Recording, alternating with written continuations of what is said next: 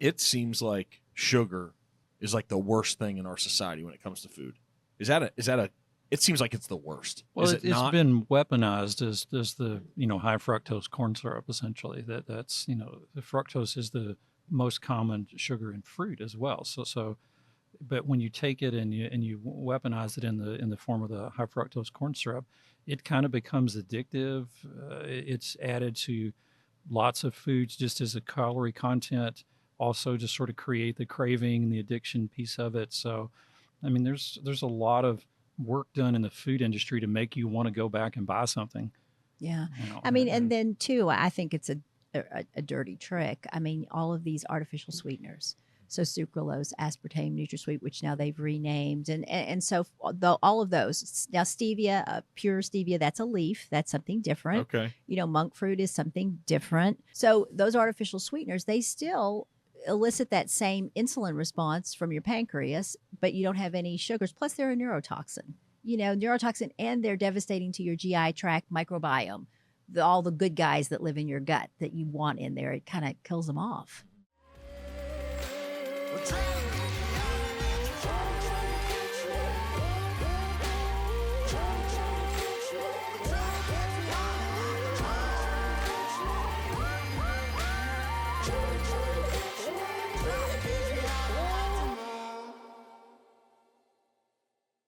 Dr. Carl Paige and Terri Paige, welcome to the Necessary Entrepreneur. Thank you for inviting us. Yeah. So let's get into this and talk about your purpose, your passion, why you guys started MTC back in 2014, you spreading the word, this whole journey of life, being parents and raising kids. And you have a son 1 year younger than me. You guys are making me feel young today. Thank you. You're welcome. So let's talk about, where's this whole thing start? She's better at telling the timeline, so I usually have to ask her, what year was that? Yeah. Well, part of it is really personal. So, we'll go down a little bit of a personal road because to your point, what you see at one end of the spectrum isn't normally where people start. And it didn't just start like poof, everything is great. We're so successful. We're on it, And really our story does start as two kids. I mean, we were in high school band together in Western Kentucky. And I think I liked him first. I just, our sisters manipulated our relationship probably. Yeah. I think they wanted to be related because they were friends. And so, yeah, I mean, I had no idea what was happening. I was 13 when I decided I liked him. Okay. But we did start going steady. Gosh, that's been a long time ago. But, we were unsupervised kids in Western Kentucky. So I will tell you that we actually were teen parents. So we had our son when I was 16 and Carl was I guess you were 18. Yeah. Just turned 18 yeah, when he was born. And at that point, we really weren't sure we were going to be together forever. So, that took some time. I still needed to finish high school. So I did. And Carl was ready on a path to go to school and you were the first, well, I guess your sister had gone to college, but really you were the first person in your family at all.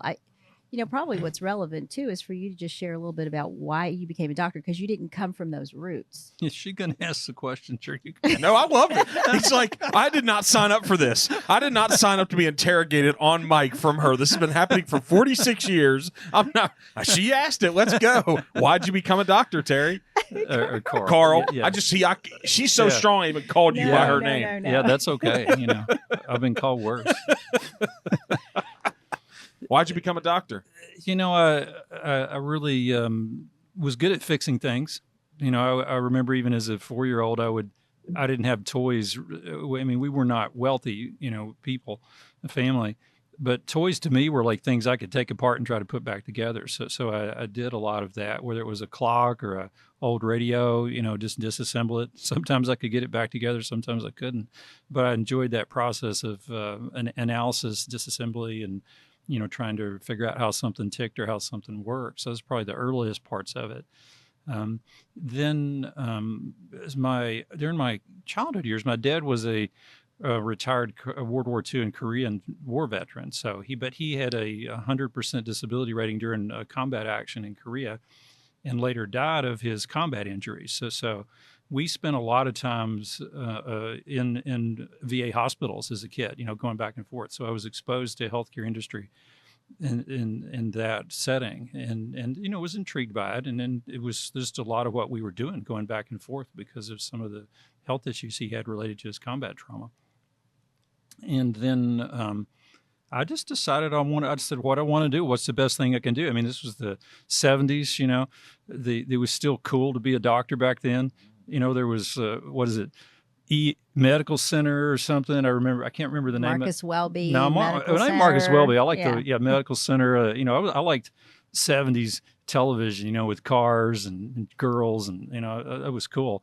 And is this Paducah, Elizabethtown? What is this? Muhlenberg County. Greenville. There's some singers that talk about Muhlenberg County. Merle Travis, is down there. It's like Mose Rager taught him. The Everly Brothers. That's all Muhlenberg County stuff. Now I wasn't born there. I was born in Homestead, Florida. So my dad moved there after, and when his family went there after he got out of the service, because he had spent most of his time in the Pacific Theater. So we lived in Homestead, which is south of Miami, for that's where I was born, at an Air Force base there. But then they had the Cuban Missile Crisis, and they're like, we're getting out of here, because they were scared. So they went back to Kentucky to raise the kids, and that's where I grew up, in rural Kentucky. So it wasn't a planned journey. You just became aware of it through the VA. Yeah. And we didn't, like she said, my dad was a laborer, grew up on a farm in Western Kentucky, really just dirt farmers essentially, and went away to World War II to get away from his stepmom. It's the story he told, of course he was telling some big stories. But, my mom lived in Muhlenberg County, and she grew up in the Depression, and it always really impacted her life a lot. So she would talk about that quite a bit, and made her decision. She didn't go to college. She went to work so she could pay for her sister to go to college. Right. There's so many of these stories that came out of families of generations ago. We won't get off on track, but it's like I just want us to have those same principles and values that we used to have. Like, she did that so her sister could go. Yeah. I want to hear more of those stories. Yeah.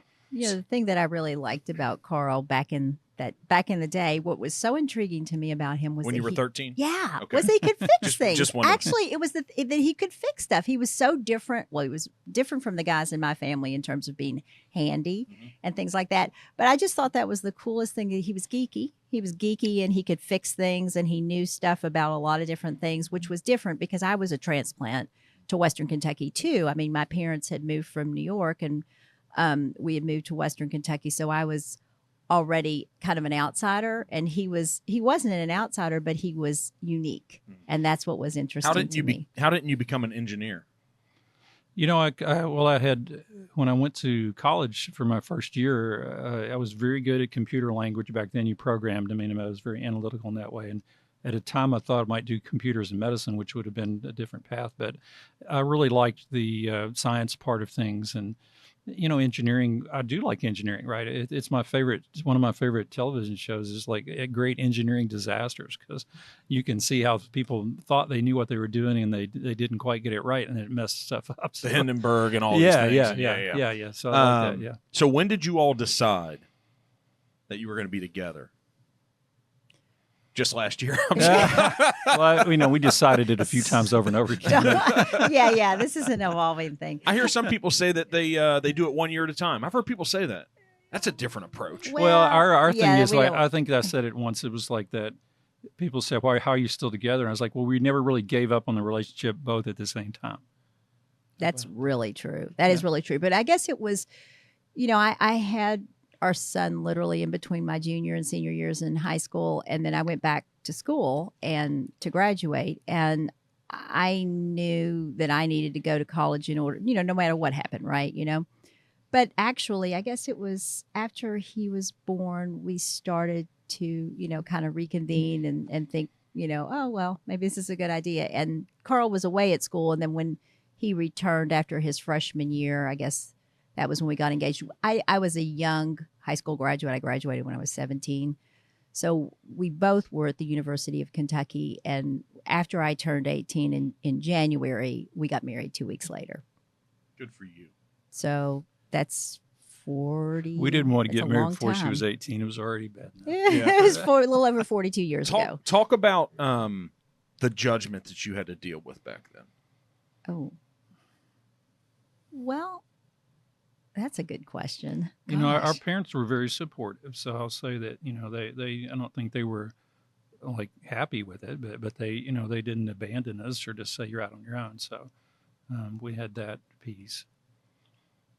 And what else? I mean, what do you think? Well, I mean, I think it's different for the male.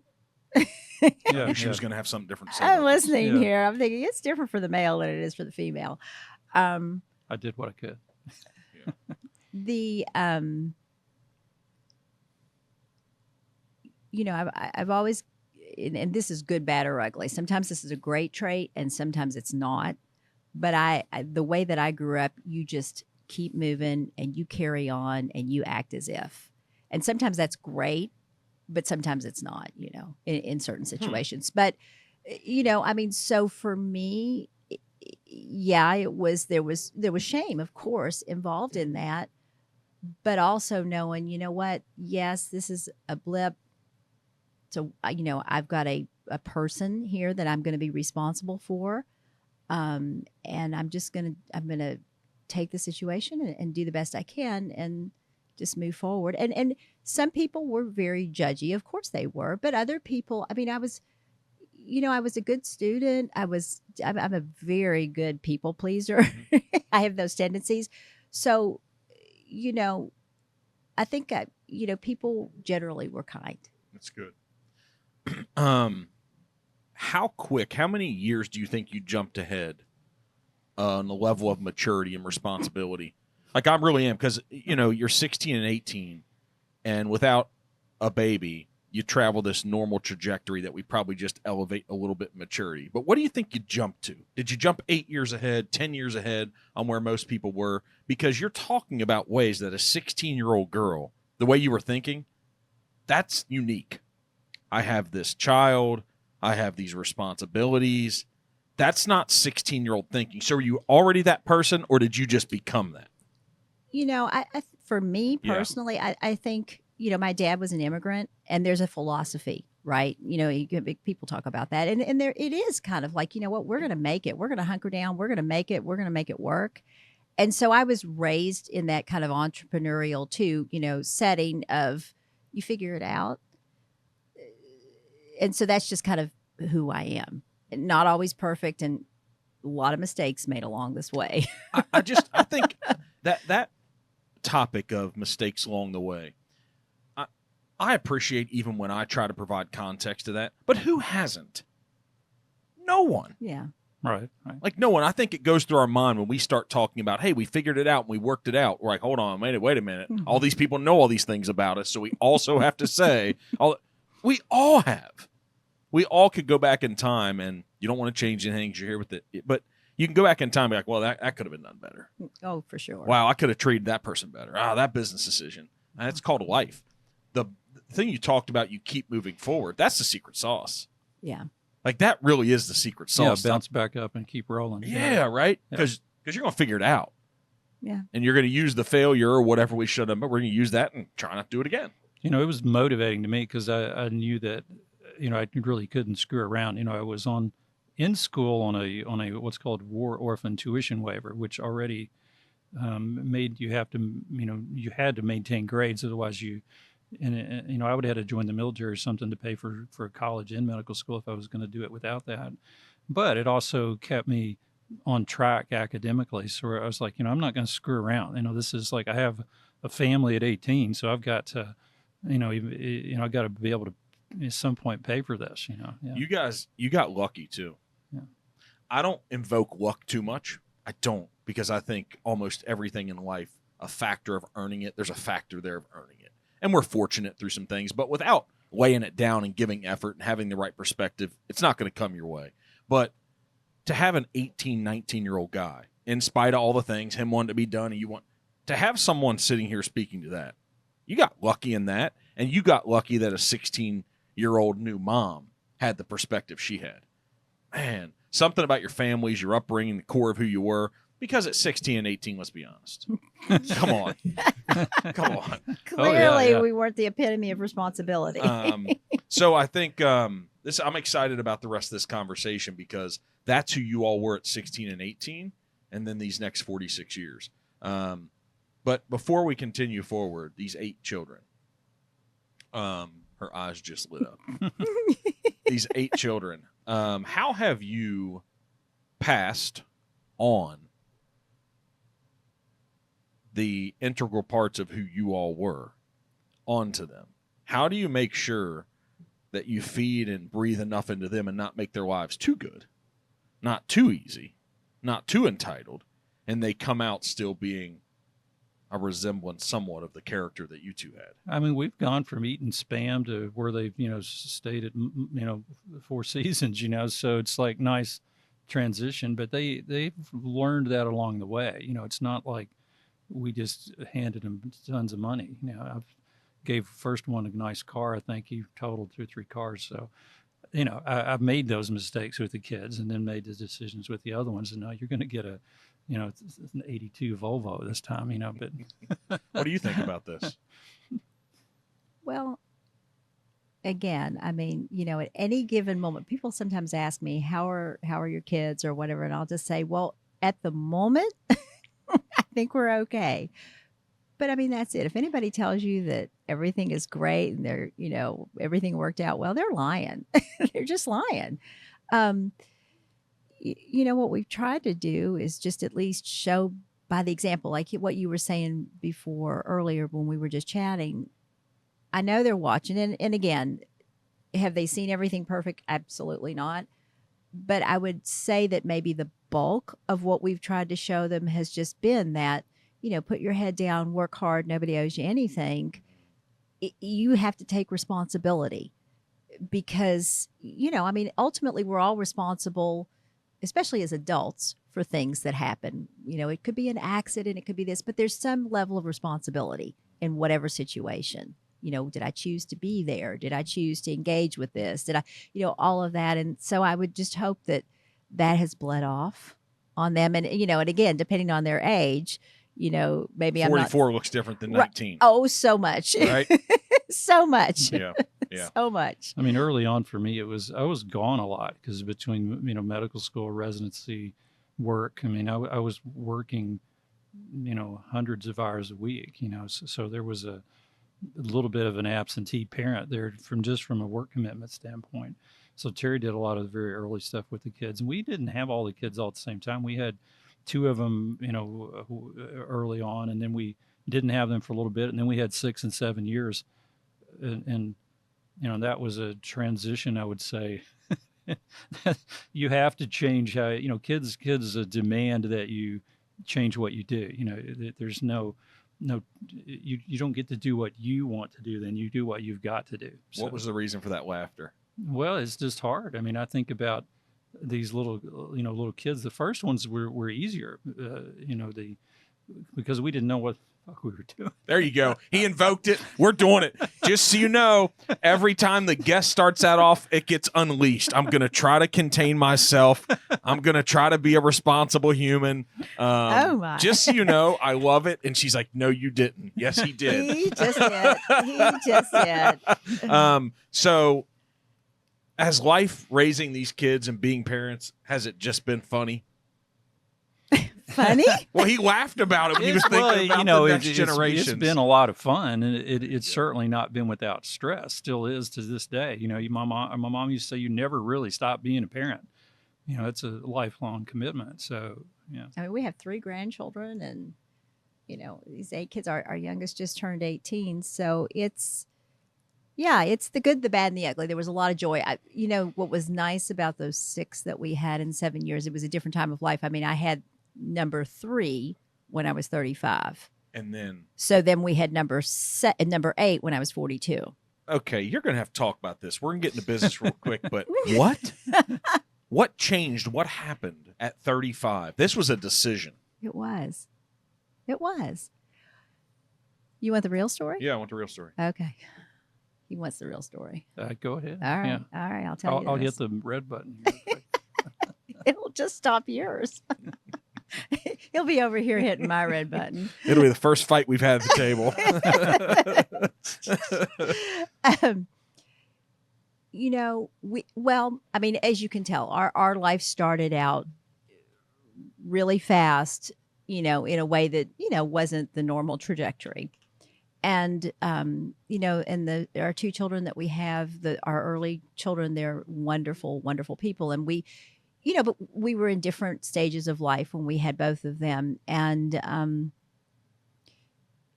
so by the time I was 30, right, you know, yeah, I was always the youngest mom, right, in the room. And by the time I was 30, I was, you know, we had started a practice. My original background is I was an accountant. That was my original background. And that's what I did before, when Carl was in medical school and residency. That's how, you know, that's how we earned money. And then, you know, I was in the first practice that we started that together, hung the shingle, did all of that. But there was a period of time where I stepped out of that once we had some partners in that business, and I stepped out and I was going to be doing some other things. And it was the first time in my life personally that I'd gotten quiet and just started to reflect and think about, well, what is it that I want to be doing? What is it that, you know, that fills my heart? And, you know, it was a confluence. I really started down a faith journey, you know, trying to understand my faith more, not from the context of, well, this is how you're raised, but more about understanding. And I grew up Catholic, which, you know, I mean, obviously I had some hiccups in that regard, and just started to delve in as an adult and try to understand that. And also too, what was it when I was a little girl that really was an aspiration for me? And, you know, I actually wanted a big family when I was young, you know, a long time ago. But circumstances happened, and, you know, we were just trying to make it, you know, and feed ourselves, feed our kids, that type of thing. And we got into a spot where we finally had, you know, we had a little bit of money in the bank, which, you know, and, you know, it was just a different time. And I just decided, you know, and we had this conversation, you know, I want to be open if God wants to send us more kids. You know, I just want to be open to that. Right. And we laugh now because apparently he didn't want to send us more kids, and I was old, so he had to give them to us in 7 years. But yeah, so we were just open to, you know, who God wanted to send us, and he sent us 6. Yeah, 6 and 7 years was it was a lot. It was a lot. Yeah, people ask me about it and what was it like to do that, and I said, I don't know. I blacked out. I said it was just kind of, you know, I was either at work. I was at work. I was at Costco. I was at Sam's. I was at Kroger's. You know, and then the babysitter would go home when I got home because couldn't afford her all day long. And I'd cook at least one meal and do laundry. I mean, it was the last 2 were the roughest because she was in bed. Yeah, he's referencing babysitter because I had some trouble with that last one. Yeah. Yeah, it was.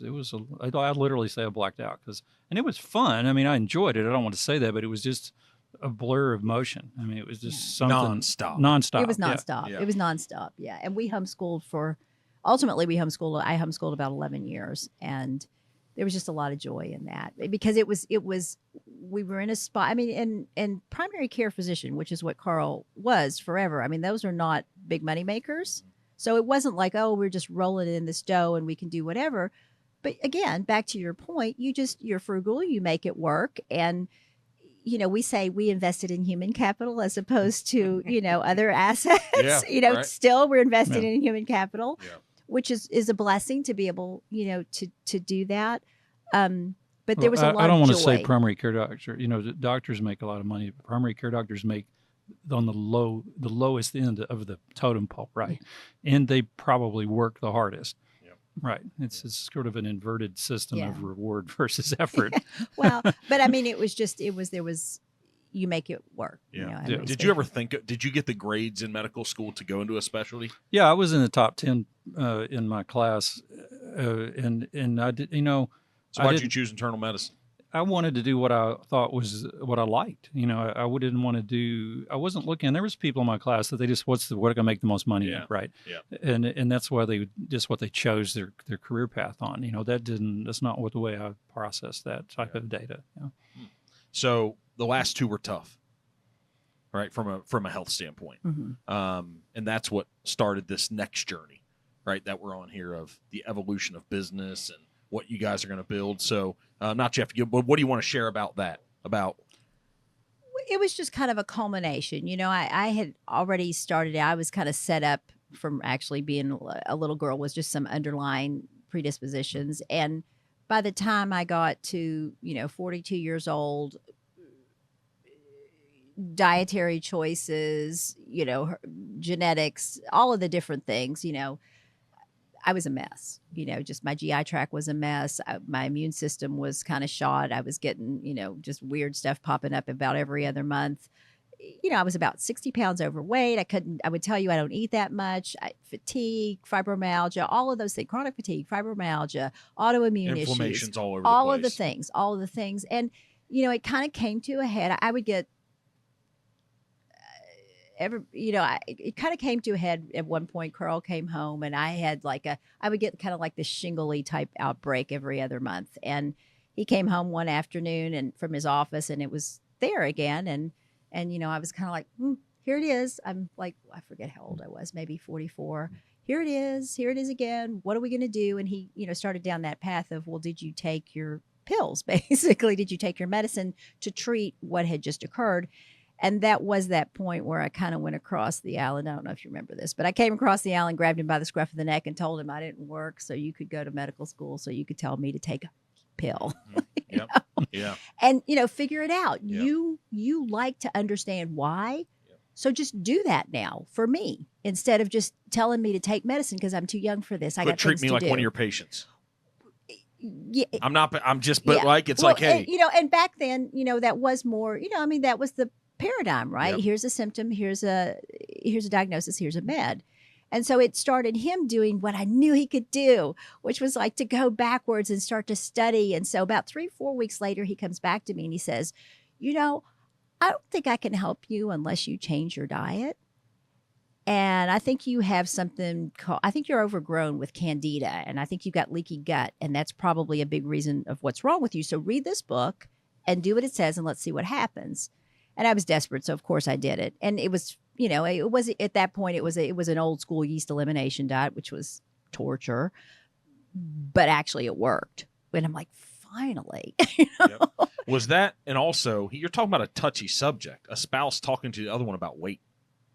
Weight wasn't my issue. I hated being overweight, Yeah. but that wasn't the concern. Okay. He was a little soft, but it was like, of course I was. I just told you I had was. all the kids and hadn't been able to exercise and all that. The issue for me Yeah. was the chronic fatigue, Yeah. the fibromyalgia, the inability to stay well, all of those things. And really what he was telling me, and this is something that we educate our patients on all day long now in Medical Transformation Center, is the connection between the health and integrity of your GI tract and the rest of your system and how that shows up in disease and GI inflammation. tract part of the gut and all this, like, so is it, because I hear the gut's like our second brain or something.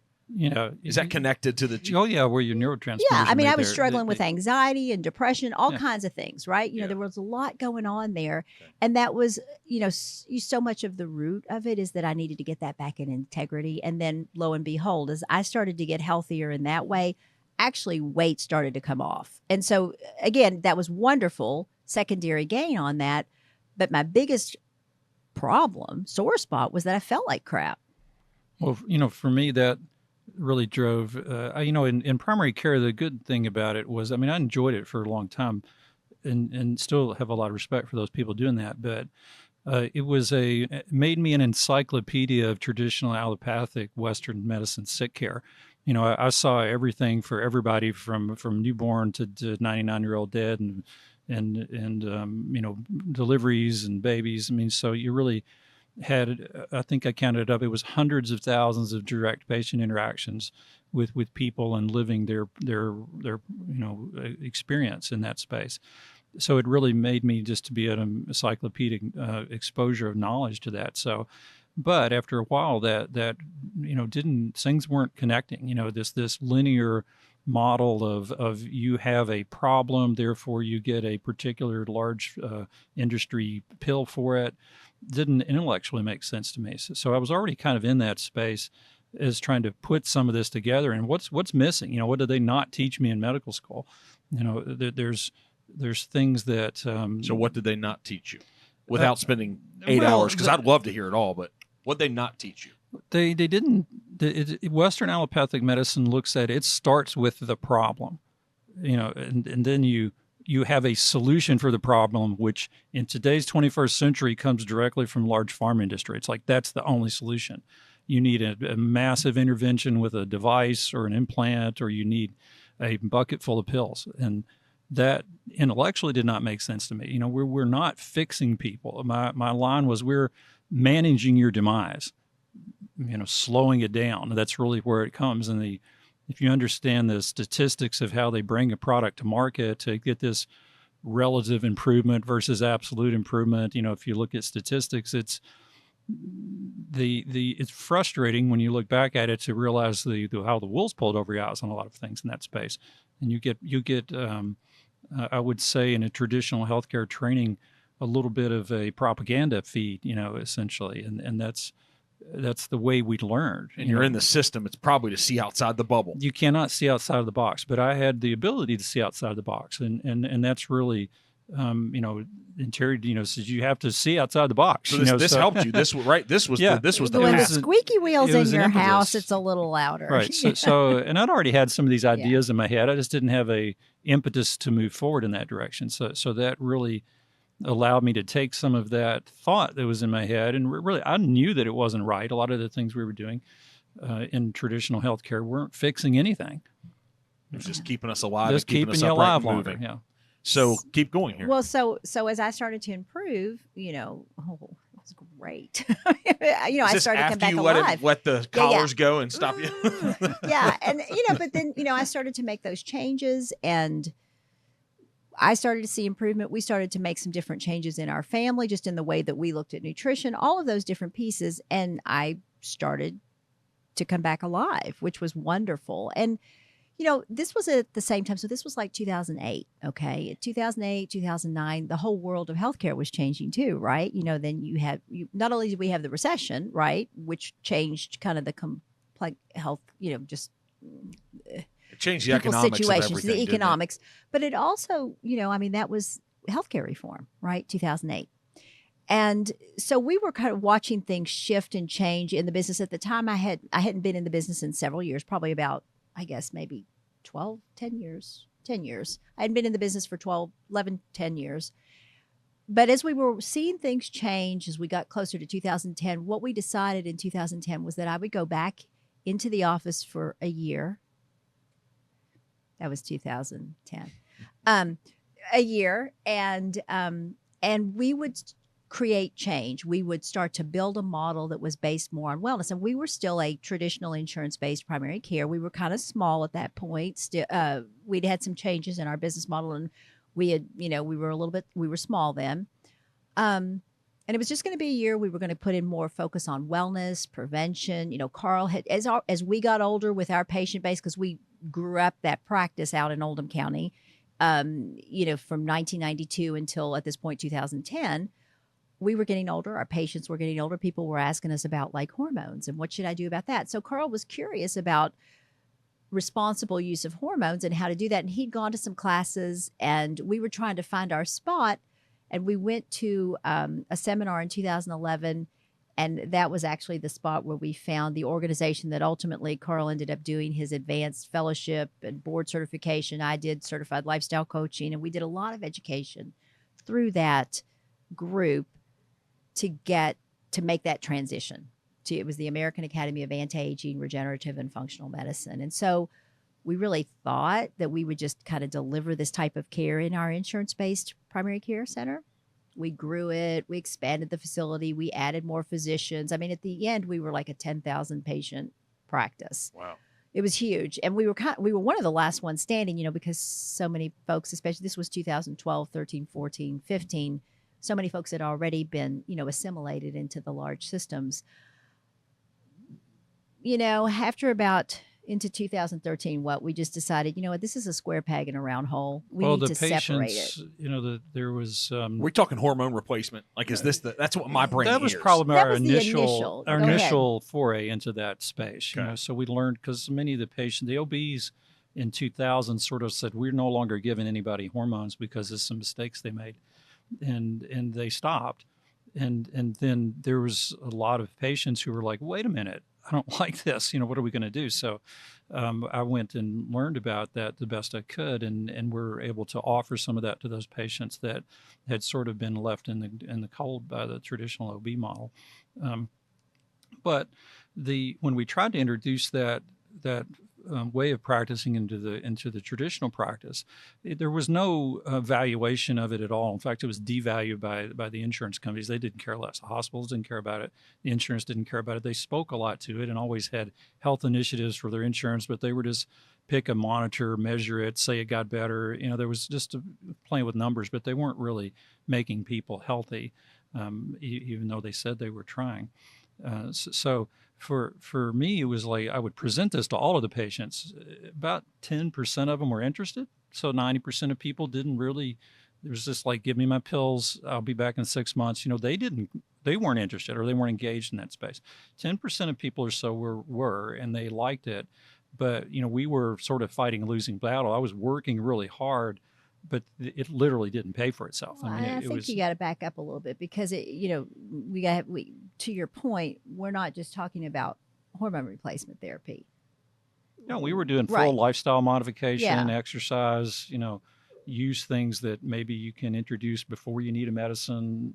Going upstream using some traditional repurposed Western medicines off label to help people get to a spot where they maybe didn't need to take medicines. This is overall life coaching here. I mean, that's what this is. It is. It required a lot of coaching. Yeah. Looking at genetics, looking at predispositions, looking at gut health, gut permeability, nutrient deficiencies. We were doing a lot of advanced things with the patients. Panels, right. Yeah. And you guys were before. I mean, this has just been really in the past 3, 4, 5 years that this has really become. Well, we got punished for we it. were Literally, doing we got this in punished. I would have 2011. people, the insurance companies didn't like it. The labs didn't like it because it was affecting their margin. People would show up in our office weekly going, why are you ordering these exotic tests and looking at these things on patients that, nobody else is looking at? It's like, I'm doing my job. I'm trying to take care of blood panels at a different level, like all sorts of things, way more in depth than back then. We were doing ones that were like he's talking about. You get in trouble for ordering, right? Now they're standard of care. Yeah. So that's really where we've tried to be, is up there at the tip of the spear. Because to your point, I mean, we're talking about doing this back in 2011, 12, 13. You're right. Today, now you see it online, you see it advertised, that kind of stuff. People that don't even have the background you guys have. I mean, really. Oh yeah. I see it. And I think this is a great conversation for so many people to have, because we're out here, we're being fed a lot of information now, and we just don't know what the reality and the truth is. And I'm sitting here with you guys today. I'm like, you know what? You guys are like, this seems trustworthy. This is believable. The wife, like, you have to put someone's total life and intent and their values together. And I'm like, you guys really care about doing this right. I mean, we want to have businesses and we want to scale things and live a great life, but you all care about doing this right. Hey, thanks for tuning in. If you like these types of conversations, be sure to follow The Necessary Entrepreneur on your favorite platform so you never miss out on future content. Well, I always say if you do it right, you'll be successful. Now whether or not you're very profitable at it's a whole other thing. Well, I mean, there's a lot there. I mean, we used to actually, for example, we used to use the term functional medicine back in 2011, 12. It was something nobody knew about.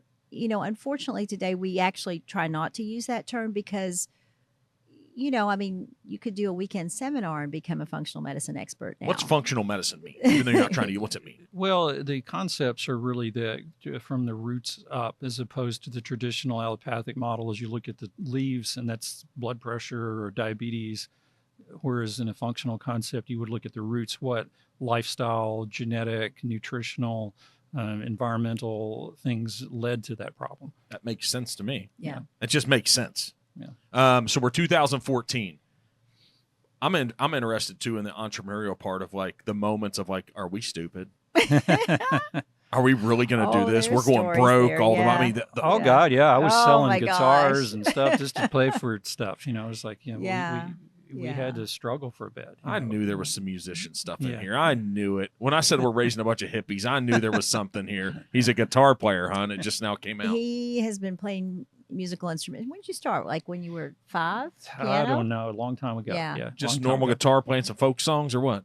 Well, my uncle used to play in some country bands, so he taught me some country music, and then of course during my younger years, I loved rock and roll and the blues and all that, and played that. Isn't old Sturgill Simpson from your all's part of town now? I don't know. I think he sings about Mecklenburg County too. I don't know. Yeah, I don't know. And the Green River and all that stuff. Yeah.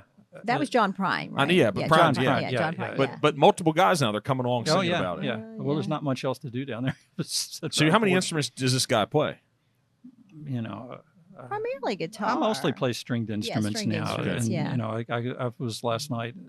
I got a bunch of those, but you know, yeah. You got Well, do you because have a not only- mandolin? Do you have all those things, huh? Not only does he play them, but you see back to that fixing stuff. So another hobby is he gets them off of eBay or wherever, like all messed up and gross, and then he refurbishes them. And resell sometimes he them. keeps them, sometimes I he don't sells sell them. as many as she'd like me to. I don't Well, it's think. okay. I mean, but you know, it keeps his brain sharp. Yeah.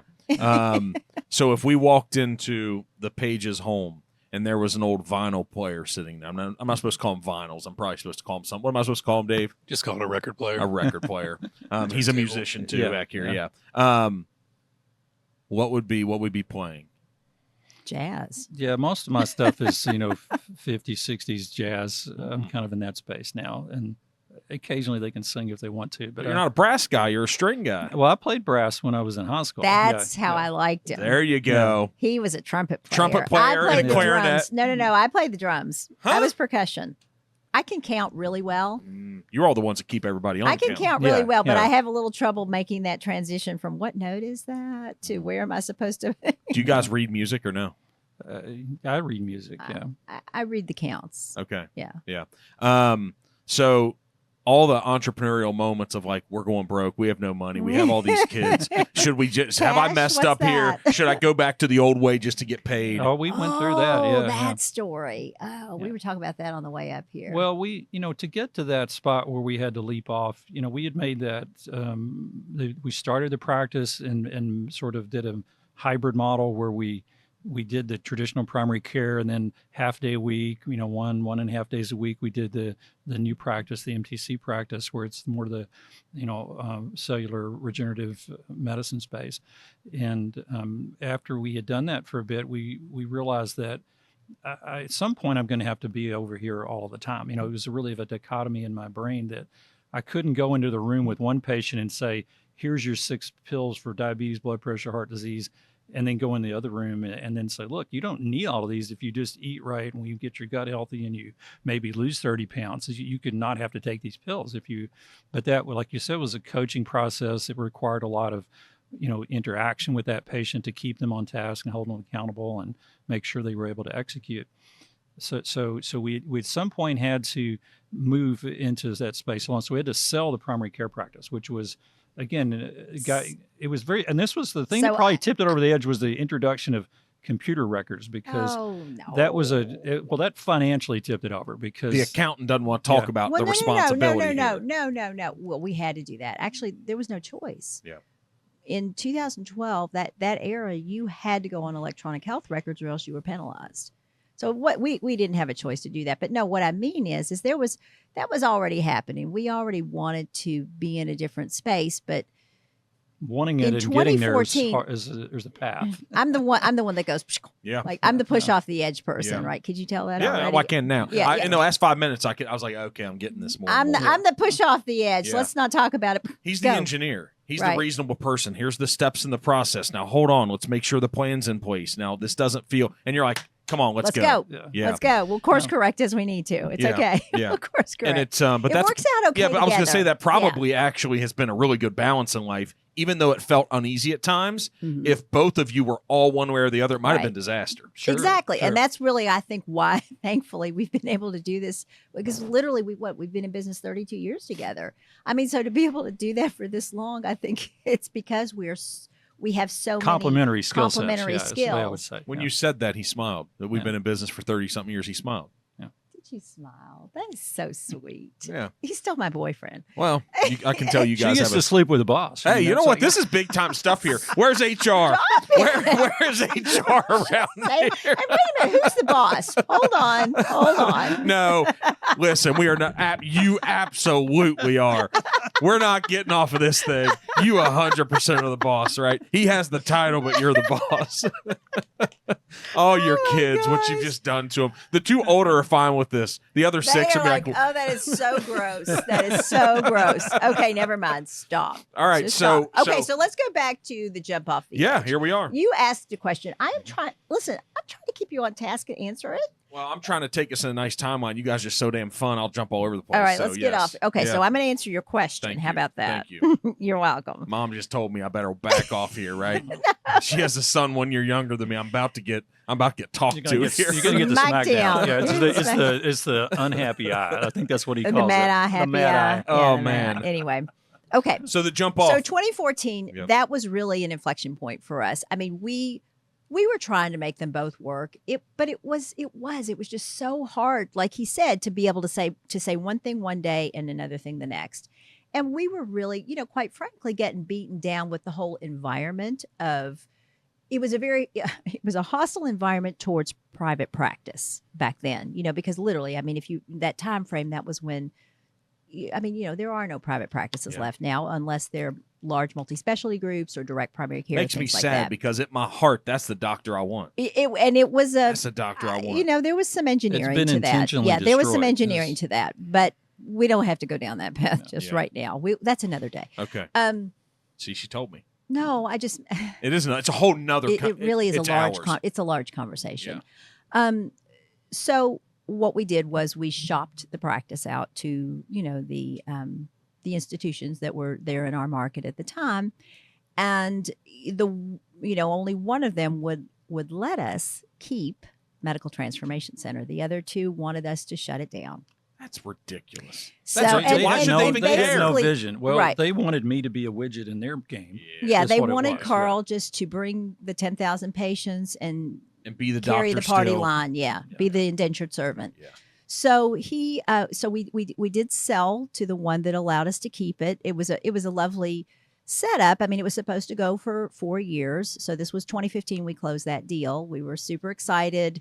Carl, whenever you sell a medical practice, the physician does have to go work for that entity for a while. That's kind of how they amortize. It was a 4-year contract. Yeah, it was a 4-year contract. It's always 3 to 5. Yeah. Right? It always is. Yeah. Which and so the sum for what we had built over 28 years was amortized over that. Earn it out. Well, they stopped it in 2 years.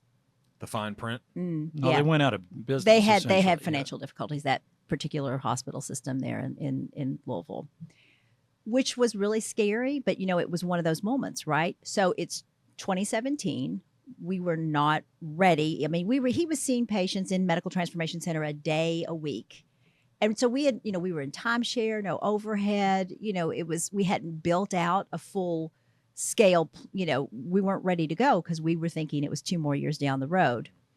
And it was kind of abrupt. So just a few months to plan. And that was one of those moments where we said, okay, what do we do? Do we go backwards? Do you just go work for one of these other 2 and we just forget about Medical Transformation Center? Or do we jump? And so we did what any reasonable couple would do. We went out west and took we a went road to trip. California. Yeah. So my old BMW station wagon literally about at the same time died. Northern California, please don't tell me San Francisco. No, we went to Studio City in gotta LA. tell us- So yeah. so I my old car died. So I like station wagons. So I found a used Cadillac station wagon in Studio City that had only 5,000 or 6,000 miles on it, and it was about 3 model years old. So I bought it over the internet, and I was trying to figure out how to ship it. And it was going to cost $1,500 to ship it, maybe $2,000, depends on the place. And I just looked around and I said, why don't we fly out there and then drive it back? So Now, let's be real clear yeah. about this. You said, I don't know. What do you think? Should we do that? yeah. And I said, you know what? If not now, then when are we ever When are we ever going to do that? So we flew into L.A. and we spent the night in the Fisherman's. No, Sportsman's Lodge. Sportsman's the old Sportsman's Lodge, Lodge, that classic where Frank old hotel. Sinatra and John Wayne and all them stayed, and it was literally on the edge of becoming a homeless shelter at the time. But we spent the night there, and then we swashed drove the up. heroin needles out from the front door. stop Now it it, was stop pretty it, bad. stop it. It was pretty bad, right? All for a Cadillac SRX. No, it was a CTS wagon. Ooh. Yeah, It yeah. was, yeah, it Performance. was This is- Katherine yeah. Heigl's. Yeah. It was Katherine actually Heigl's. Katherine Heigl station wagon. So we got there in the she had bought this car when she thought she was going to adopt 2 kids. And then when she found out that she was getting the kids on the way to pick them up, she found out she was pregnant. So this car she bought that, at least this is the story they told us, it wasn't big enough for our kids. So she went down and traded on a new Escalade and just turned that car in and let it sit there. So that's why it hardly had any miles on it. So we drove it from from the homeless shelter stepping on needles. Yeah. Pretty much. It was, and it was. So we drove it. Well, we did go to see the Brady Bunch California. house while we were there because it was about 4 or 5 blocks from there. We did. Yeah, we walked over to there. Yeah, we had to go do that. Yeah. So we drove up. We actually drove up the coast, which was an All the way. adventure. We'd always wanted to do that. We drove up the coast. We have a business coach that we have worked with for several years, and we drove up to see her in Sonoma County. And we went up to. And we spent time and just did kind of that mapping out, like what shall we do? What shall we do? Can we do this? And we created this vision, and it was interesting because you know how you write things out, right? In 5 years, this is what it's going to look like. Yeah. And you have no idea how you're going to get there. So really that's important, right? You know, is to put it down, write that vision down, even though you don't know how in the world it's going to happen, because your brain, you map towards it, your actions map towards it, your brain maps toward it. So it was really astonishing, wasn't it, to go back in 2022 and read what we had written in 2017 of what we wanted to create. So has it become that? Yeah. Yeah, we were saying that on the way up here. It's really, we hit the milestones on that. And, you know, if you're... And one of them was crazy. It was like we were just going to be living in a home that was XYZ. And we lived in that same place for 28 years and no plans to fix it up enough to sell it. And even that happened crazily. Somebody just wanted to buy our farm, came off the So this street. is like some manifestation stuff. It's a lot of different terms for it, but I mean, I really do think we map towards it, right? Right. We had you put the it in your subconscious there, and you go through, you map towards your intentions. And those things were there. We were able to see them then because we had the intentions. And then we had, so we had some good fortune and just some blessings. Yeah. I mean, I think that's it. It was just some blessings. But so when we came back, we decided to go all in. And we did drive all the way across the country in this happen. Cadillac, which was a whole lot of fun. It was I will so say. fun. Yeah, it was a great time. What's the best place you stopped? I've made that drive. I started in Chula Vista in south of San Diego and then flew out of Seattle 6 weeks later. We went That to, drive was we awesome. drove all the way from L.A. up to Sonoma County. Sonoma County, just north of the bay. And then we went to Bodega Bay where they shot the birds and drove from because we just there wanted to go to the Tahoe. Yeah. And then we went from Tahoe to Death Valley. We got to Death Valley that was about so cool. midnight in the middle. It was so dark there. And you could really see those eyes. You know how you say you Yes. could, it was amazing. Yeah. It was probably not responsible to be down at the bottom of Death Valley. We got out and walked around in midnight, Death Valley in the middle of the night. And Probably not. Don't tell your No, kids. probably Don't tell not. our kids. well, we heard Yeah. these little things like fluttering across the ground, and I said, "What is that? You hear that?" And she goes, "I hear that." And I said, "Maybe we get back in the car." So we got back in the car, and I flipped on the lights, and there was probably 40 coyotes just sitting out there, just kind of checking us out. It was cool. I mean, it was very cool. So we drove Death Valley, and then to Vegas. Then we went up to We went Santa to Fe. Santa Fe. Yeah. I would say personally, the coolest place was Santa Fe for me. Death Valley, I'll have to say, because we drove into that area before dark. It was so huge that, I take photos as another hobby, and I was like, I don't have the equipment to take the photos of this. How spectacular it was. spectacular Amazing. and huge it was. Yeah. It was just such a. But it was a watershed. That was a watershed trip for us, and we came back resolved just to make it happen, figure Just it you out. two together? Yeah. None of the kids? No, all 8 of them were back at home. Everybody was hunkered down together. Our adult kids came and watched our other ones, and we were gone 10 days. Yeah. We just did a big road trip. It got kind of boring after Oklahoma, but I did get to about 130 in New Mexico in a Cadillac. Yeah, There you go. Yeah, it was right. There you go. And How'd you feel about that? Some things it's better. I don't know. He asked me, he said, how fast do you think we're going? I said, 80, 90. Yeah. It's one of the coolest places I ever drove. It sounds like you were south of it, but the wheat fields of Kansas were just awesome. Western and central Kansas, and then it pretty much ends around Manhattan. There's some parts of this country that are just incredible. Yeah. You guys went and did it for 10 You days. can't see it from the sky. You can't see it on a television. You just have to go do it. Yeah. Yeah. Good for you guys. And you can't do it in an electric car because there's not enough places to stop. Maybe one day. I don't know. I don't have Not right one. now. Right, yeah. Well, you couldn't do it then. Yeah. What so 2022, that's the 5-year mark, right? We're sitting here in 2024. What's the evolution of this business now? You tried to frame awesome vacations as work. I'm going to let you go with that, right? That we're going to conferences and all that. I'm going to let you go with it. Well, that was part of our vision. So part of our vision as we move forward was ultimately this type of healthcare should be standard of care. And so, what could be our part in that? And because of what you mentioned earlier, we've been doing this for so long, we've kind of been seeing the good, the bad, and the ugly. Not that we are never finished learning, but we're further along that trajectory than a lot of people are. So now what we do, we're part of an organization called the SSRP Institute, and we're original members of that group. And it's people, there's a small cadre of people like us who have been in this a long time.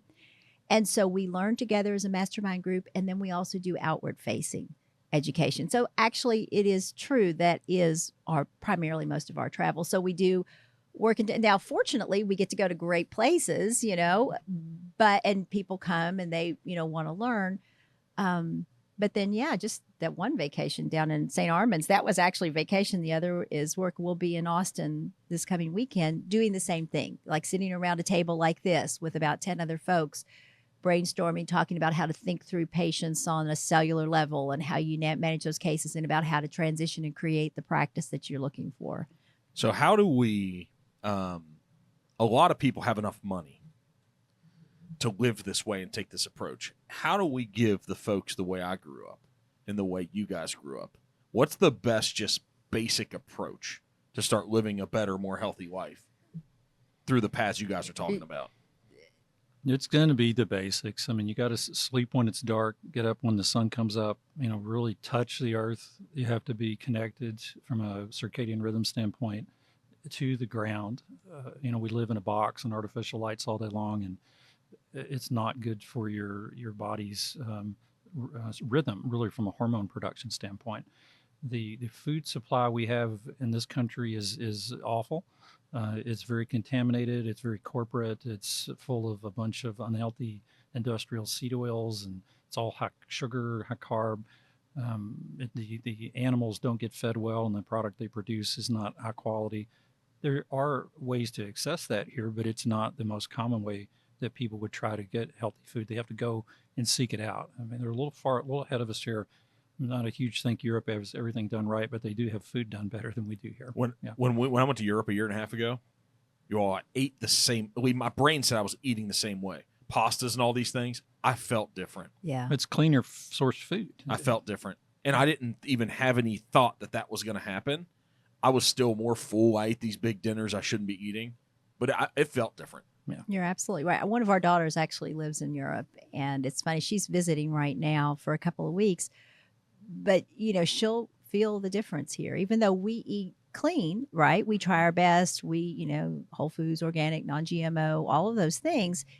It's still not as good. You could get it right 4 or 5 meals in a row. And as soon as you go out to eat, 99% of the time, you're going to get a bunch of smoked up, oxidized seed oils in all your food. But I guess, so that's it's very, we have to be very, it sounds awful. Yeah. So let's give hope here. But we do have to be intentional though, right? Like you have to try really hard. Okay, so let's talk about this. And that's it. You have to do the best you can. So really, if people just started to pull out some of the processed foods out of their diet, you got that standard American diet. So what's right? that mean? I actually believe 70% of the people in this country, you say processed food, they don't know what that means.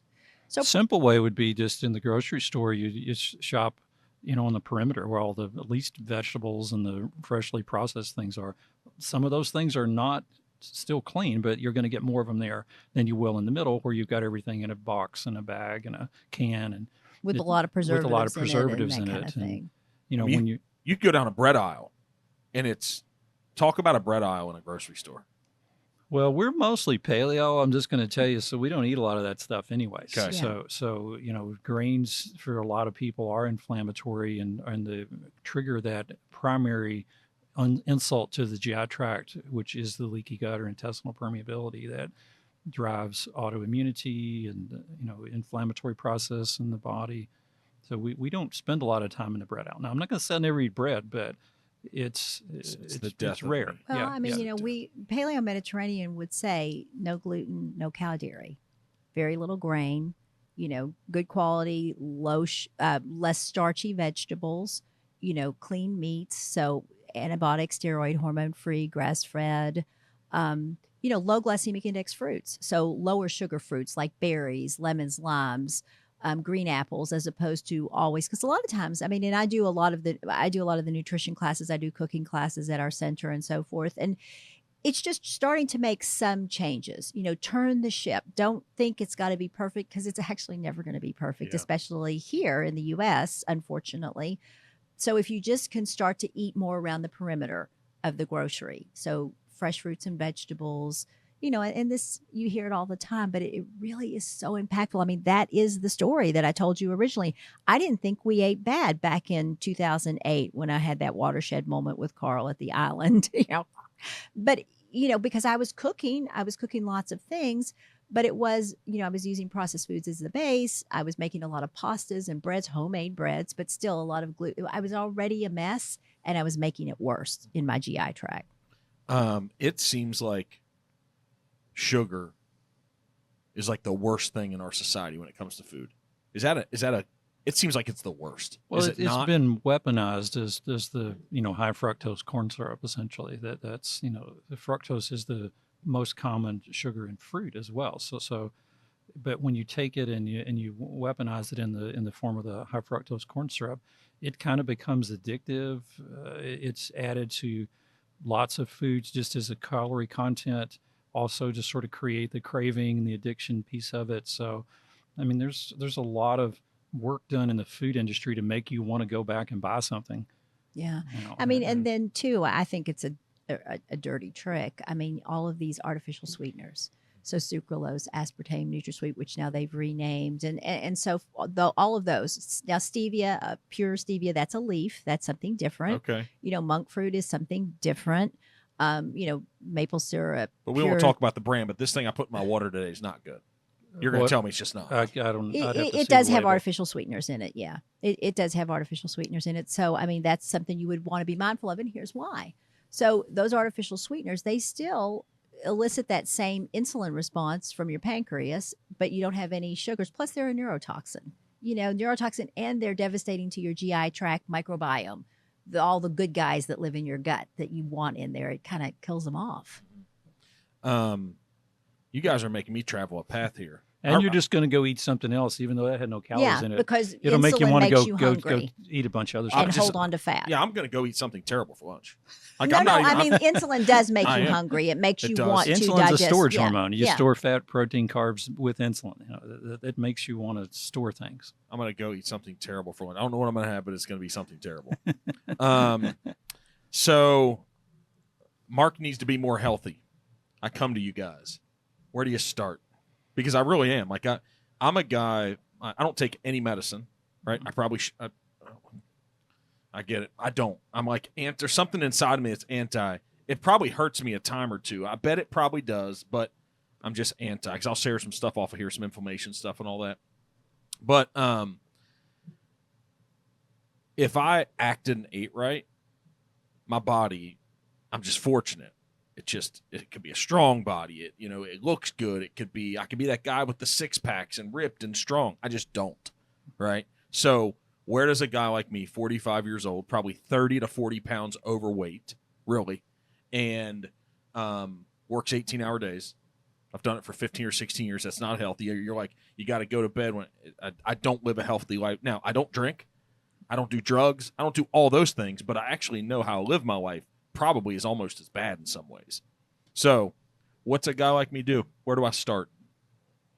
Well, if I'm like, I want to feel better. Our process at the office is you come in, we have a base set of labs we do on everybody. And then based on what your story is, there may be some selective things we add into that really sort of database collection.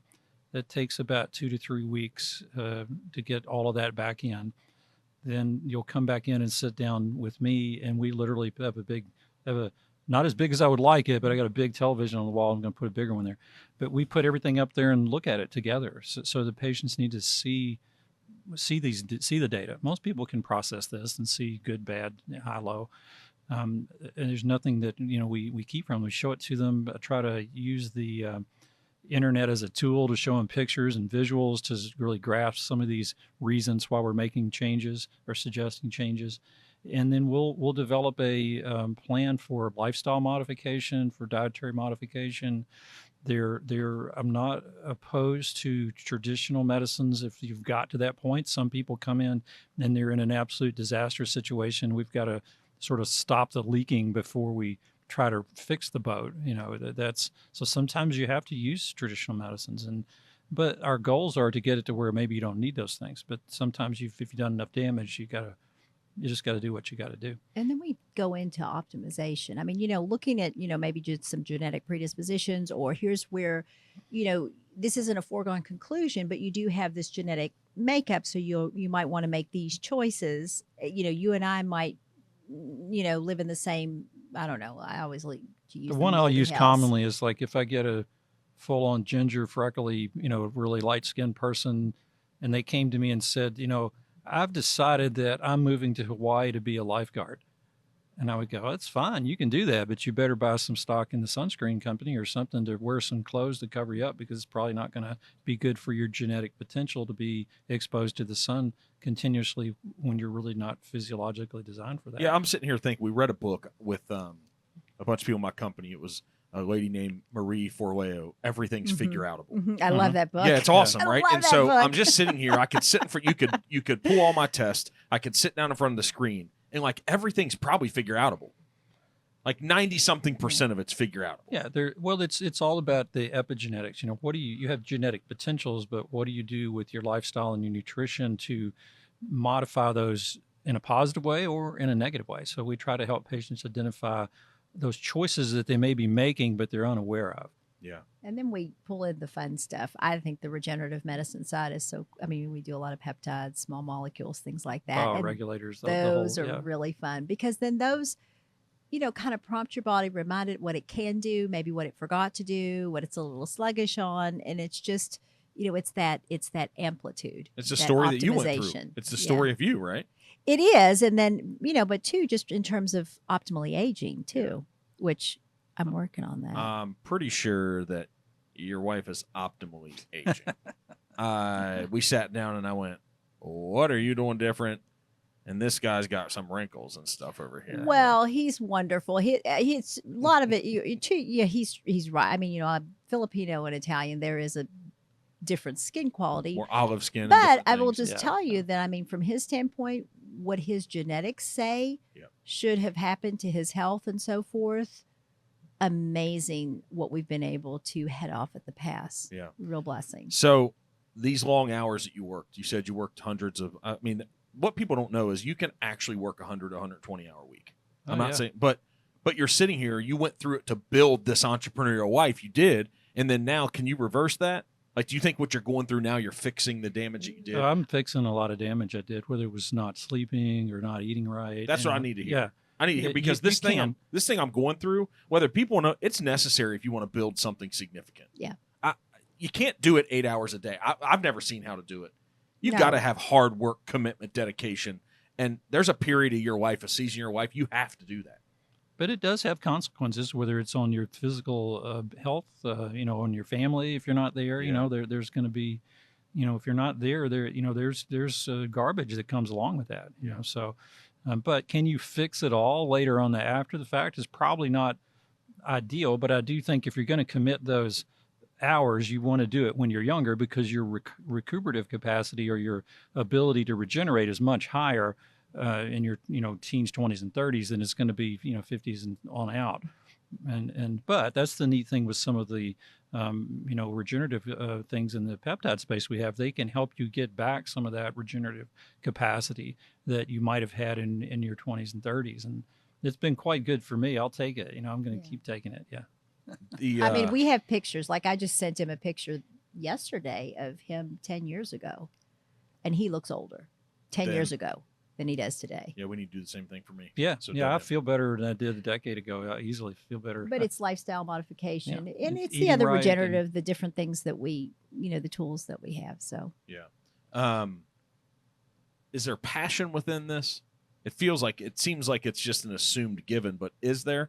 Like, about who, about what, about all people? Like, I'll share the reason for the question is that like, in my world, running the real estate company, I don't necessarily go out at all and recruit already successful realtors.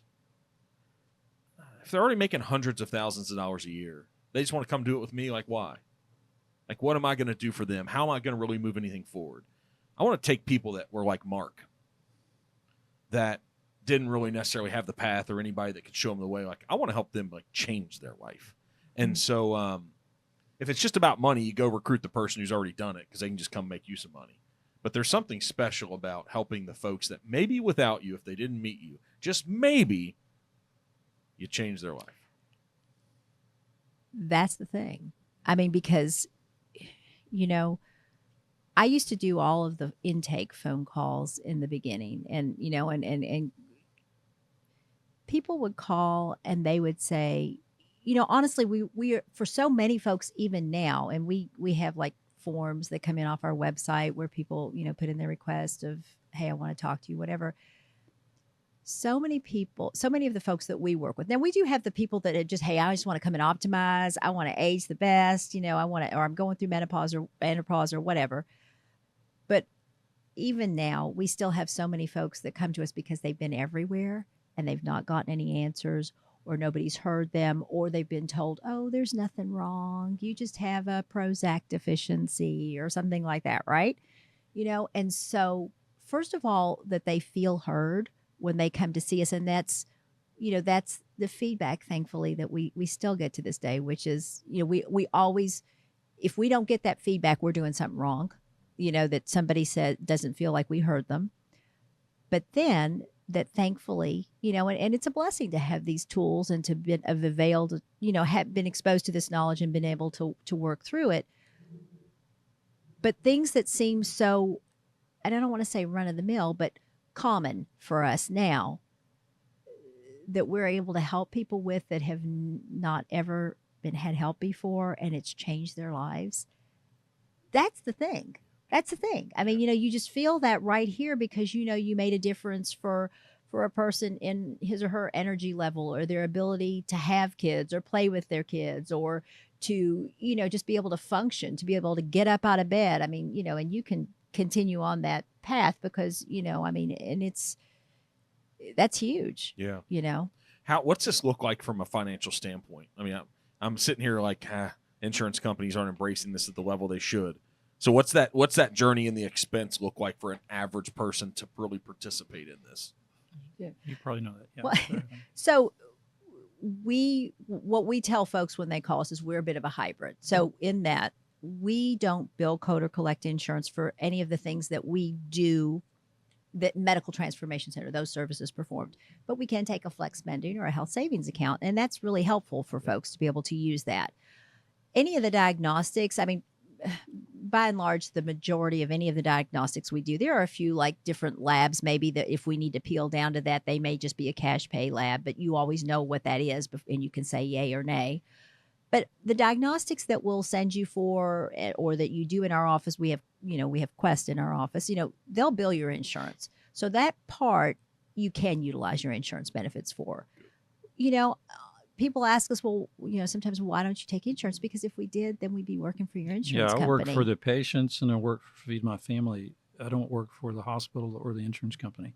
And that puts us back closer to what you were saying that you were used to. Now there's a premium for that. Yeah, there in is. the 21st century.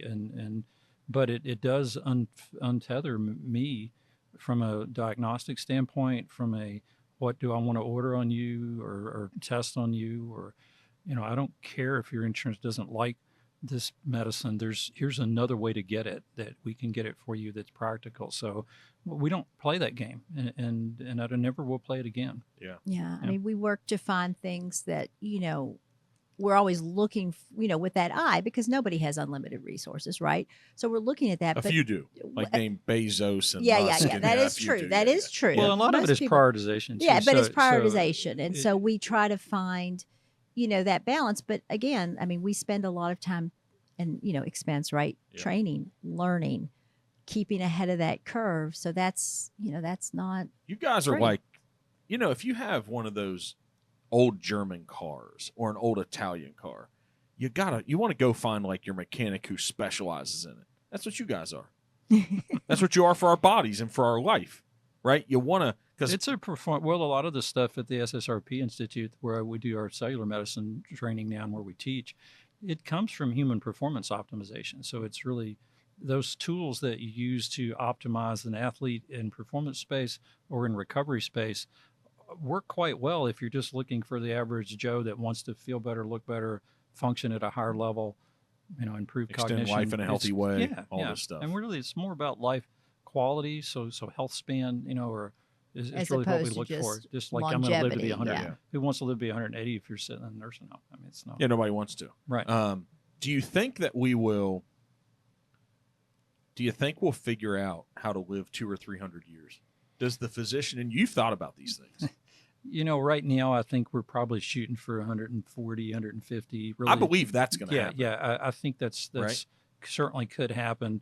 There are some limitations to the physiology of the machine. So I don't know that in any time that I'm going to be practicing, we're going to see that. With barring some exponential or disruptive innovation that it's out there in the research space. Well, I mean, what would have to happen? We'd just be able to have to regenerate new hearts and new organs, right? Well, And we can brain regenerate things and get them to grow. Sometimes they grow into things we don't want. tissue. Yeah. That's really the problem. So how do you control that? There's some naturally built-in sort of self-regulating things that happen in the system naturally, and when you clone things or turn machines on just to reproduce automatically without any of that natural built-in inherent self-regulation, then you end up with increased risks of cancers and all sorts of diseases that we don't really want to live into. Aren't these human bodies just fascinating? It's Yeah, amazing. it's an amazing machine. Every time I think about it, my brain starts hurting because the things that you understand as a physician that I don't, but I can comprehend some of the functionality and how it goes together. It's incredible what it does. Yeah, it's When we very s- complex. It's complex. Yeah. There's so many things that are infinitely complex. And that's the thing I teach a lot of when I taught residents early on. I was like, I know you think you know a lot, you do know a lot. I said, but you really want to kind of this is the philosophy I had, was like, there's always a lot more that I don't know than what I do know. And that keeps some humility about the way you go about practicing, but it also lets you know that you do have some boundaries to what you're able to do. And if you understand what your limits are, you're not going to get in trouble. Yeah, I mean, think about, from the biggest unknown still is from a neurological standpoint, right? Mm-hmm. There's neurologists in the practice of neurology. Like, there's so much about the brain we still don't know, right? Right. That's wild that you can go through med school, be taught the functionality and all. I've seen an organic chemistry chart. I had some connection with it. That was like somebody's brain hurt a long time ago in med school that I knew well. And I saw that on a poster board. And I went, you have to learn what? That seemed like the most difficult class that any human could ever go through, an organic chemistry class. Well, and what's interesting now is when I went to school, you learned about that, and we did have to learn all of those pathways, and then pretty quickly you just basically forgot them all because you then went into the diagnosing and then handing out pills and things. So what's interesting now is that where I've trained now is we actually relearn those pathways and then apply them at a cellular health level, because really when you think about the complexity of the body, it is super complex, and if you try to look at that overall picture, it's really hard to grasp what's going on, and fix it. So, but if you can fix the cell, how the cellular physiology is able to assimilate, process energy, make proteins, fold them properly, decide they're inappropriately folded and get rid of them if they're bad. I mean, that optimizing those spaces really makes the whole machine work better. So to get an answer here, I've always had this response without me being a doctor. Are there cancer cells in our body all the time? Well, your body screws up on a regular basis, but it's got mechanisms to identify that and then correct it, and it does a really, really good job at it. And when we lack health, some of those things don't work as well. There Right. you go. Right. Wow, what else are we going to talk about here, guys? You guys are fun and good people. We could talk about all your amazing kids. They're living in Europe and all. Where in Europe is one living? She lives in the volcanic region in Giot, kind of central. France. Yeah, central. Yeah, kind of central. It seems like that's somewhere where there's nothing going on. They She moved was there in during Montpellier. COVID, right? 'Cause Yeah, she was in almost Nice. No, she was in Montpellier, Yeah. and it was so locked down.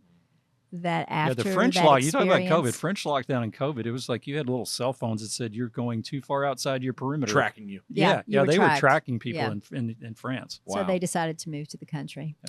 All right, so you guys are sitting here. I don't know why we use these. I wish we didn't use ages as number. It's how we feel. But you're sitting here at 60 and 61. 62. Sorry, 60. He's 62. I guess I'm 60 and 3/4. Working on her 61st year. Yes, there you go. So you had a 5-year plan. You hit it and exceeded it. What's the next plan? Well, we're adding new physicians. We added one this year into the practice. So, but we're looking for ones that want to do this as opposed to, I just need to get out of the traditional system. So we're looking for motivated people that are engaged in this space. And we found one. We have another one we're looking at, and to allow the practice to become, not that I have to be there every day, to get it to that point. I don't think I'm not going to be there anytime soon, but we want to have that generational ability to have this continue on. There are other physicians, me being also in the commercial office space business. There's a physician that recently approached us that wants to lease space. She's leaving the big practice and waiting on some other physicians also to be done with their non-competes to come and do it the way. I don't know if it's in depth with you guys, but it's more of a cash system. Mhm. It's more of direct to the customer, to the client, to the patient. And so it's coming back. It is. Yeah. So you feel it too. Oh yeah. Well, it's always kind of up and down. In my 40 years of doing this, there's been more than one assimilation of everything into the central unit, and then people peel off of it. So it's just gotten a lot further this time. Now there probably is a point where they could attempt to assimilate everyone into that unit if you wanted to get health care, and that's when you probably need to go to Costa Rica or something, or get out of Like the stem cell thing. What's up with the stem cell world? Stem cells, in this country, you can harvest stem cells, mesenchymal stem cells is what they're called, from fat or from bone marrow out of an individual, and they autologously put them back in that same person. Right. There are some limits on what we can access as far as, stem cells that didn't come from you. Mm-hmm. Okay. There are places in the world you can get that. You do want to make sure that the harvesting of those products was done in an ethical space, right? How do we know that is not being? Well, it's hard to know, right? So it's hard to know. I mean, literally, some of them can come from aborted fetal products, right? And most people don't want to know that somebody else got harmed in the process of them getting some benefit out of it. So we don't use any of those products in our space. So, but there are, the ability to optimize the person, to get them functioning the best they can, make them. I always tell the patients, why don't you use my stem cells and put them in my knee? And I'm like, well, fat, drunk, and diabetic stem cells are not the ones you want, right? So we've got to fix that stuff first, and then maybe we can get your stem cells and put them in your knee. Yeah. They're not going to do you any good in the current condition you're in. I hear a lot of people that are having success wear rotator cuffs and all types of joints, and it's like, hey, stem cells have helped some folks. Yeah. Doesn't help everyone. I did my shoulder. You did. Yeah. We do those in the office for orthopedic reasons and for some cosmetic reasons. They're a way to safely enhance collagen and regeneration in skin and So I did my face too. You did? Yeah. I did when we were learning. When we were learning that, I was the guinea pig. You know what? Here's the thing though. I was just walking around. I just don't even care what people think about me most of the time. I was walking around down Sarasota recently. We talked about it in St. Armand Circle. There's a lot of Botox down there. Oh, yeah. And I just walked around, and here's what I said this to the person I was walking with, not in judgment of them, other than I was like, they think they look good. It's gone beyond the point. Yeah. So that's a good point, because I think I told you earlier, we were in timeshare for quite a while, tiny little space. It was really just consultation that we did, right? And then we built actually our facility back in the fall of 2021. So we've been in where are we almost 3 years. now? We're in Louisville. in Louisville, in on the east end in Anchorage, Okay. on that side. Yep. So we built that space in 2021, moved in, and when we did, we built it so that we could do more services and add more things. And what we had learned over just our time of more just consultation, right, is that as people started to feel better and get healthier, they did want to look better and do things, as it related maybe aesthetically and that kind of thing. But for us, I mean, we spend so much time cleaning people up, right? And getting and detoxing them and all those things. So, and each person has to make their own decisions. But for us, we couldn't in good conscience say, okay, now we're offering, neurotoxins and fillers and so forth. So we've been mindful to curate some really cool, like regenerative aesthetic devices that use energy and physics to remodel, skin and musculature. And then also things like stem cells and exosomes and peptides and things like that can do that too. So it's nice to use the prompts to get the body to do it using maybe physics or well, little we messengers. were in Orlando this weekend, and I gave a presentation on sort of that package of how you can, when you make the body more healthy, you clean out what the toxins of the environment have filled it with over the years, improve hormone status, and use things like some of the neat peptide tools we have. When you combine that with some of these aesthetic procedures, you get a much improved outcome, better healing, less scar formation, and they're just wonderful tools to add in that space without giving somebody something that potentially was going to make them sick 5 years downstream. Yeah, I think I was saying it because whatever you did twice, you look healthy and good. But my point was, I saw a lot of people over 2 or 3 days that didn't. Oh, I know. Well, I mean, it just didn't. I think it becomes kind of, it takes a life of its own. And then, Yeah. I want to fix this one. And then I fix this one. And then all of a sudden nothing moves, right? Or just doesn't look healthy. Or it looks kind of almost like cartoonish sometimes. I mean, Yeah. It's unfortunate. It's They're trying to heal something from within on the outside. Yeah. So you have a plan. Are you going to open more locations, or is this going to be Louisville? Are we going to franchise this thing? What are we going to do? We're working on some things with that. Yeah. Oh my gosh, they're not allowed to tell us the secrets of things. No. We're working on that. That's a slow process because again, we're constantly improving our day-to-day process at the office. But part of that is to get it in alignment to where it can be duplicated. You want to lease some space and come to Northern Kentucky? I have office space I can lease you guys. Why would you would you like to do this? Maybe we can talk. We can make something happen.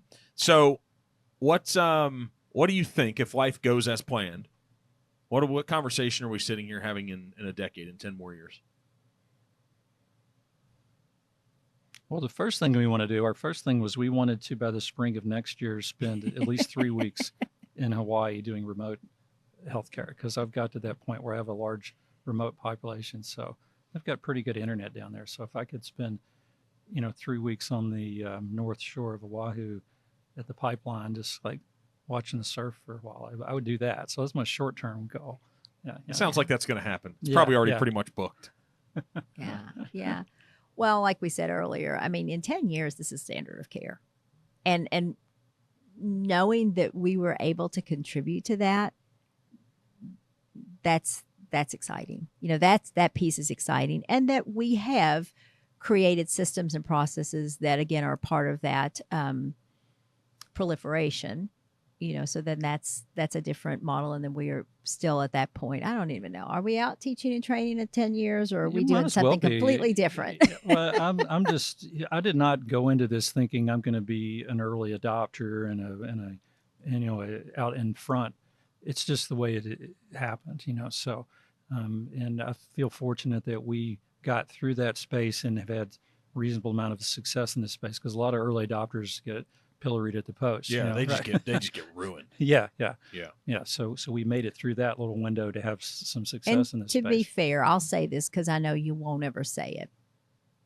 What enabled us to do that was because he had such a solid reputation as a primary care physician in the community.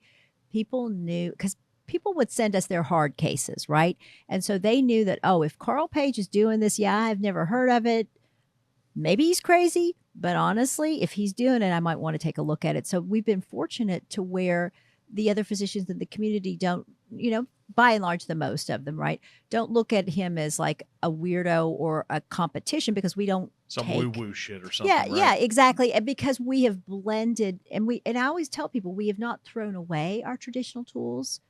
We have just added on, which is wonderful to be able to add on all these regenerative, nutrition and metabolic, genetic, all of these different tools to really have something larger to offer people. And so that's been, we have, a lot of healthcare professionals who we're able to take care of, which is that's a testimony. And so I think that's a blessing. And he won't say that out loud. So I will. And I think that's what's allowed us to continue, is that we've had that gravitas of a solid base. See, you guys, I almost said that 45 minutes ago and evoked a community. I knew that the community looked at him that way. You can just tell. And so then I'm like, see, we're going to laugh about this in this statement because the season we're in. See, there's a lot more people like you out there. Y'all are the ones who need to be the leaders and the presidents and the people that we listen to. Like, you're too humble to say it and stuff. But this approach in this conversation today, you guys are smart, intellectual people that are still normal. No, for real. Because you either usually come from Harvard and Yale and all the Ivy Leagues and think you're better than other folks and work on Wall Street and work for Goldman. You're either a part of this segment that thinks that you're just domineering over the rest of the world, or you're normal. But you guys have the intellect that matches those people now. So you've got something to share with the world and say. And so what's the advice that you would give? What do you just tell the world now? Like, what do you tell us about? What do you tell us? I would tell people when the mass of people are going in the one direction and they think they all got it right, you probably should go in the other direction, because the group think is never right in my experience. It's just like in school. There's a bell curve and there's somebody way over on one end of it. And there's all the people in the middle that are going to get C's. You're going with that decision. Is that what you want? Is that what you think is right? It's just, I always wanted A's. I got to get an A. But you're asking people to think. Right. They got to think, and they don't want to take. To think and to be willing to do something that not everybody agrees with. It's okay to do that. That's the only way you're going to end up in the right direction. You might step on a few landmines in that process, but you have to be willing to take that risk. And I think that's probably, what we were comfortable with. Some of it, we had to take the risk. So it was kind of like, and some things blew up. And some things blew up on the way, right? But you guys raised your hand and you said, let's do the hard things.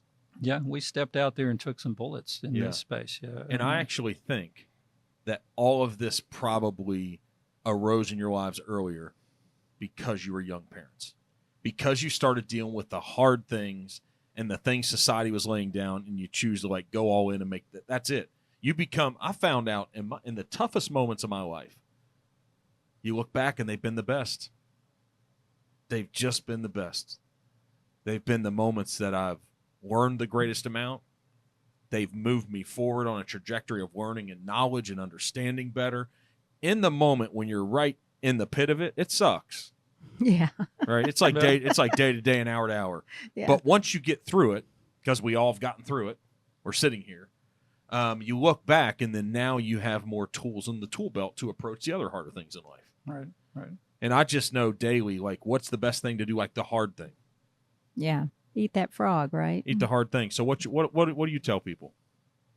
You're not allowed to tell them the same thing. I do aerobics before I hit the weights because I hate aerobics. That's fine. do the hard things, right? Is that the hard thing? That's what they say about make the bed, right? Yeah. The same thing. Yeah, make the bed. Yeah. Make the bed.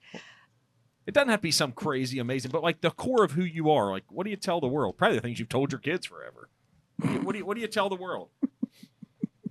I just want to say stop being stupid. That's what I tell them. Stop thinking, stop being stupid. But well, I want to say the same thing as Carl, but it's similar. Good gosh, you live with somebody for this long, right? You kind of have a little bit of similarity, but it really is just open your eyes and look around and see what's happening and think about, do you really want to buy into this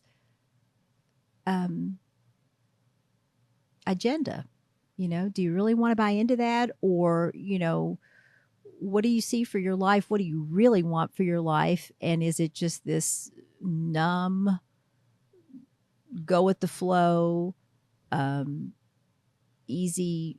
I'm not saying everybody has an easy life. I'm not saying that, but there's just so much focus on convenience and ease and, oh, it shouldn't be hard, or you owe it to me, or that sense of entitlement. There's a lot of that, like we were talking about earlier. It doesn't feel good unless you work for it. I know that. There's not a payoff, really. It might be a short-term payoff, but work for your shit, How do they start this journey? If someone was never taught this, right? let's say they maybe even didn't finish high school, but someone's listening to this. Where do they start this journey? Is it picking up a book? Is that like what's this journey of learning? Because you're learning and teaching yourself something, right? And your mind is growing. Reading books, it's funny. So I'll share with, as you guys think about this. I remember in some of my poorest days, because I've been through a couple different moments. I mean, there was a housing crisis back in 2009, and that was the business I was in. So it was almost a disaster. Yeah, I was 3 weeks away from total financial disaster in my life. And for some reason, like I turned off cable, couldn't afford cable, right? Everybody saw me as a successful 6-figure realtor. It's like, well, I knew how to do that well, but things weren't going well. And I decided to open this company 3 months before the bubble burst. And, but, so since I turned off cable, I only had local channels. And up here it was PBS, it was a channel 48. And I would listen to Charlie Rose in the evening, just interview people, all sorts of people. And then I came across a guy named Wayne Dyer. Yeah. Dr. Wayne Dyer. And it was the beginning of my mind growing in different ways. And I'm not just some follower of this guy and all that stuff, but he was in Hawaii. I just started thinking differently. Mm-hmm. And so that's what I did. I started listening to people that had different thoughts or different ways or different ideas. And he talked in such a calm manner. Yeah, he really does have that. Yeah, yeah.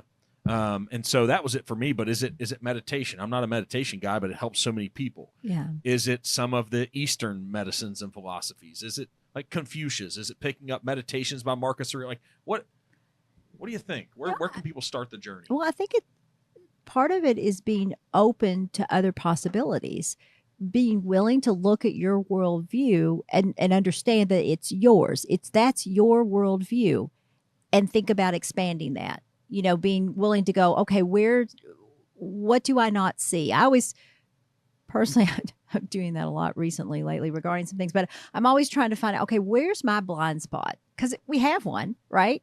We just don't know it. And so if we can start to think that way more often, I think that's helpful because it does expand your mind, to your point, and it helps them with personal development and so forth. So I think that's where meditation as a concept or prayer or however you want to approach that, it's dialing back the background noise of just day-to-day life. And, a lot of the answers people want they're out there, but you don't see them. I mean, this stuff's walked right in front of you.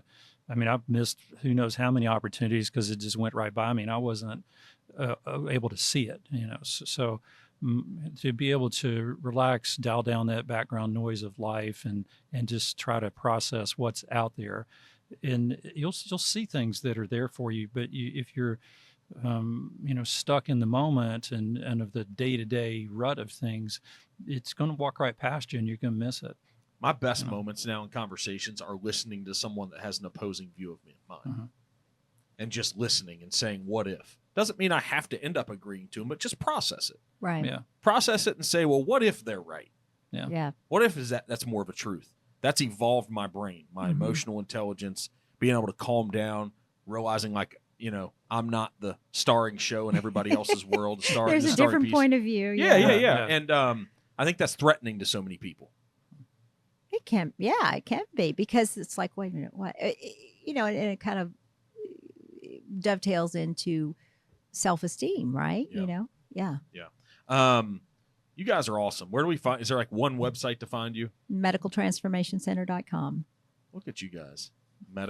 So it's not like MTC. So medical transformation. Somebody else owned that. I tried to get it. Yeah, we You tried. could buy it. Yeah, it could. It was very expensive. Anything else? Dot whatever, something else. Yeah, something. Yeah. What do we miss? What else you want to share? You got to intervene with these patients and with people before they're sick. And the way the current model is it waits till you're sick. And sometimes it's too late. You miss out on things. So, yeah, and stop watching advertisements on TV for medications.